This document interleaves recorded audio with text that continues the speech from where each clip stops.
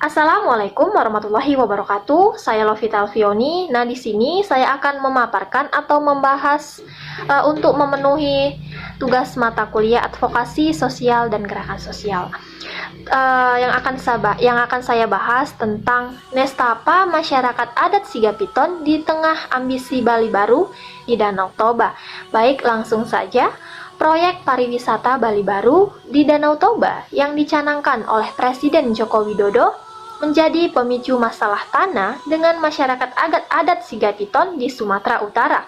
Masyarakat adat yang hidup turun-temurun di tanah adat mereka kini terancam terusir. Warga masyarakat Sigapiton menolak bahwa tanah wilayah mereka disebut sebagai tanah pemerintah. Menurut mereka, tanah tersebut adalah warisan leluhur yang harus dipertahankan dan dikembangkan untuk kesejahteraan warga. Nah, masyarakat Desa Sigapiton menolak klaim BPODT atas 120 hektar tanah mereka. Mereka sudah tinggal di sana turun-temurun berdasarkan surat keterangan tanah milik adat yang diterbitkan oleh Kepala Desa Sigapiton pada 4 Maret tahun 2015. Nah, salah satu warga juga memaparkan, yaitu Nur Peni Butar-Butar, kehilangan mata pencarian.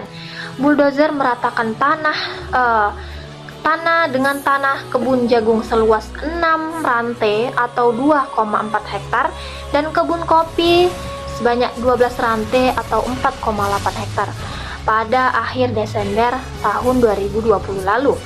Katanya untuk pembangunan jalan hancur semua jagung dan kopi yang dirusak oleh BPODT, kata si Nur Peni Butar-Butar. Nah, janda anak 4 itu menangis terseduh-seduh. Dia satu dari 20-an perempuan adat yang kehilangan lahan pertanian setelah muncul konflik di tanah adat mereka.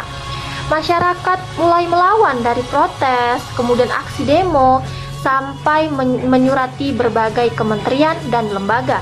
Mereka juga menyurati BPODT pada 18 Januari tahun 2017, Kementerian Lingkungan Hidup dan Kehutanan pada 6 Maret 2017, dan Kantor Badan Pertahanan Nasional Kabupaten Toba Samosir pada 10 September 2018, bahkan menyurati Presiden pada 28 Oktober tahun 2020 lalu untuk mengusir mereka. Nah, pada 12 September 2019, ketika BPODT membuka jalan menuju The Calder Toba SAPEP, satu bagian dari mega proyek yang sedang dibangun di kawasan itu, puluhan perempuan adat menangis dan meronta-ronta, seolah mereka putus asa, dan bahkan mereka juga membuka bajunya hingga hampir telanjang.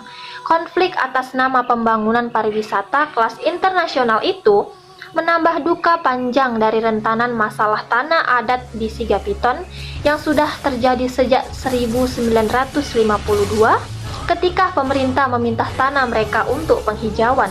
Nah, salah satu tokoh masyarakat Sigapiton yang dikonfirmasi, yaitu Togi Butar-Butar, mengatakan bahwa upaya pengembangan pariwisata yang dilakukan pemerintah tidak pernah ditolak warga. Namun, warga berharap mereka mendapat pengakuan sebagai pemilik tanah wilayah karena tanah tersebut merupakan bagian dari peninggalan leluhur dan jati diri mereka sebagai masyarakat Batak.